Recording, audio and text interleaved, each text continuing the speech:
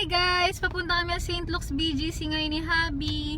First ultrasound ko, pelvic ultrasound ko. Ngayong second trimester, malalaman na namin kung anong gender ni baby. So excited na si Habi kung ano. Girl ako. Boy ako. Sige, update you later. Vlog ko na lang yung entire process.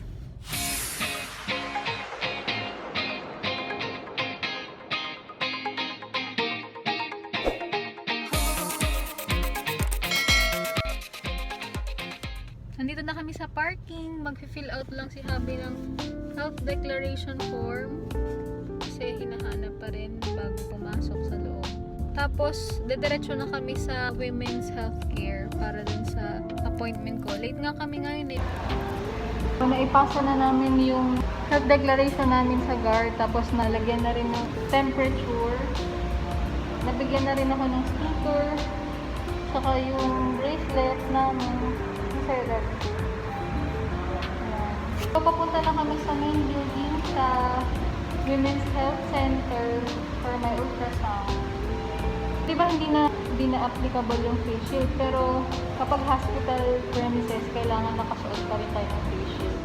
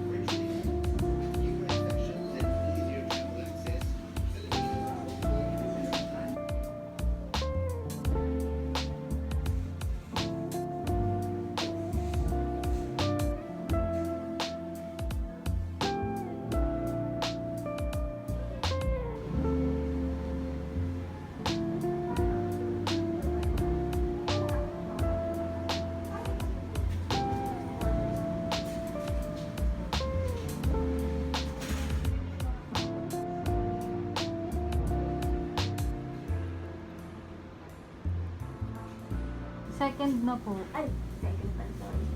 Yun na lang po.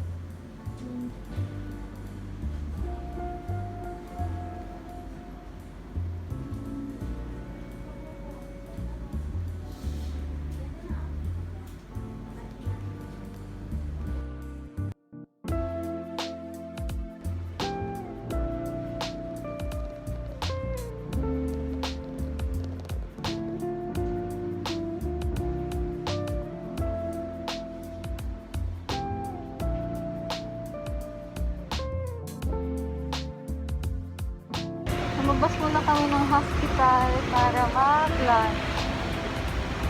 Lunchtime. Lunchtime! May gender na si baby, pero hindi muna namin i-reveal dito.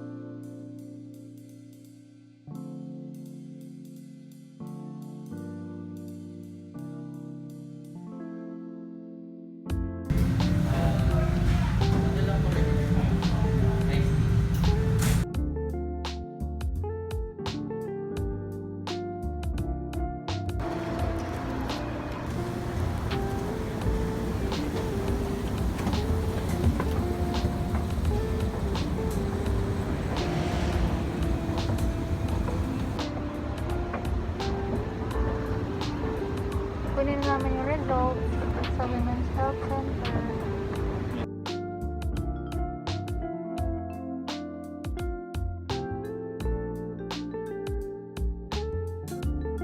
Hi guys, pauwi na kami ni Habi galing St. Luke's BGC. Tapos ko naman lahat yung procedures ko and nakapag-follow up consult na ako kay doktora.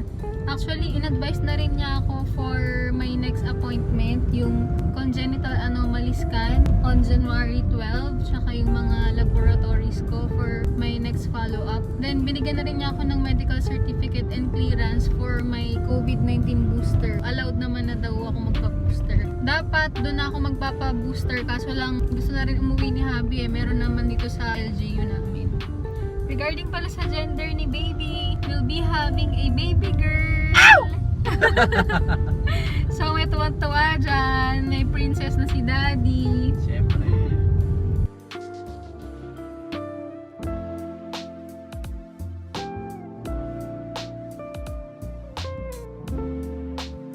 Ito guys, yung multivitamins ko, prescribed ni doktora for my second trimester. May tinitake na ako. Nagtitake na talaga ako ng OB-Gyne nung nag-start yung second trimester ko. Multivitamin siya, plus DHA. Then itong Trihemic, iron supplement siya. Iniba lang ni doktora from Hemarate FA kasi sabi ko nagko-constipate na ako doon. So pinalitan niya ng Trihemic. Tapos ito, calciumate. Then may vitamin C plus zinc pa rin ako. Immune Pro yung prescribe ni doktora. Tapos may Enfamama pa rin. Hindi na lang niya nilagay. Pero sinabi niya lang sa akin.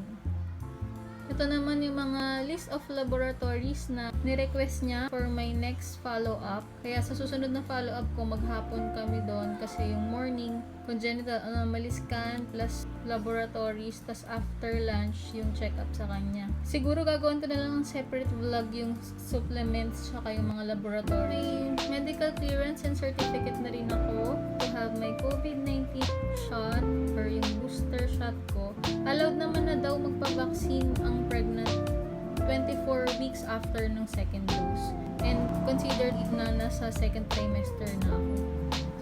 Ayan. Ito naman yung result ng pelvic ultrasound na interpret na yun ni doktora during our follow-up check-up. Yan yung position ni baby, naka-transverse lie siya. Yan, yung head niya, yung parang padapa. Okay naman daw yun kasi magiging paikot siya na gano'n. Stable naman, normal naman lahat. Okay yung dami ng amniotic fluid, yung heartbeat ni baby. Tapos nalaman na nga namin yung gender, baby girl. Ito yung picture niya. Yan. Yan parang nakataob siya na ganyan.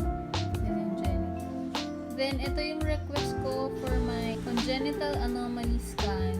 Gagawin ko na lang din to ng separate vlog. Kung ano ba siya, bakit siya nire-request. CD ng result ko, ng ultrasound ko, tapos prices ng mga next na blood tests ko. Kinuha na namin. Actual receipt ng pelvic ultrasound ko, 2,713.09.